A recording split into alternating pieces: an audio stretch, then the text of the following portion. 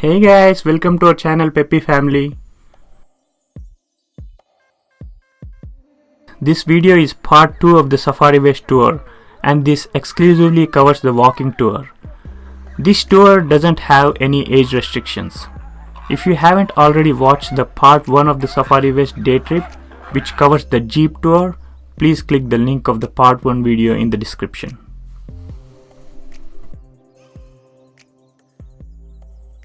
Okay, so we're talking about Peter, the owner of this property.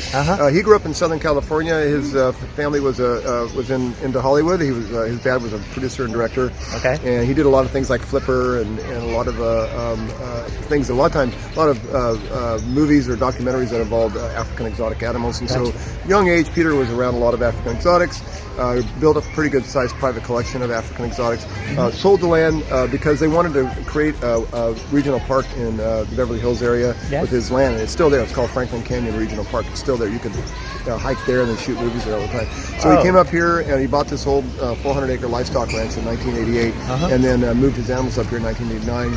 For a few years, that's all he did, and then he met Nancy. She was working at the SanFranscico Zoo as one of the curators. So they met, fell in love, got married. She moved up here, and they lived here for 25 years.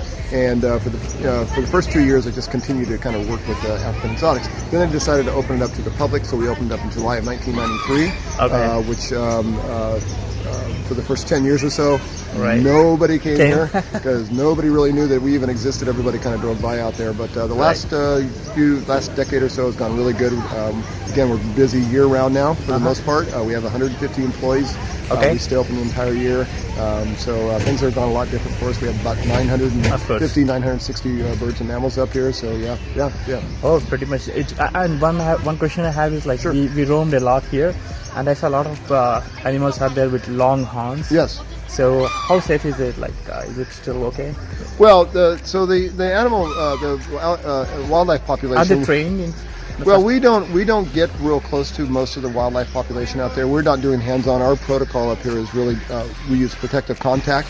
That means usually we have contact between us and whatever we're working with. Even if we go out, there's a few of them that we do a little bit of training with, clicker training or hand signals, like the red river hogs. We do a little bit of training with the rhinos, but we don't go in with the rhinos because.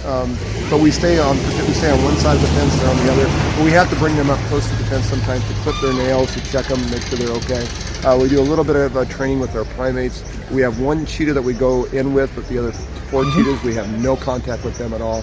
And then as far as the antelope are concerned, there's always a spotter. They always take a bucket with them. They always have ways to, in case the antelope get a little squirrely, then they can always, but nobody's doing a lot of petting, hands-on, scratching behind their ears, feeding by hand. That's not really the protocol up here at all. So we said we have to stay pretty safe, and AZA requires us to do certain things as well. So.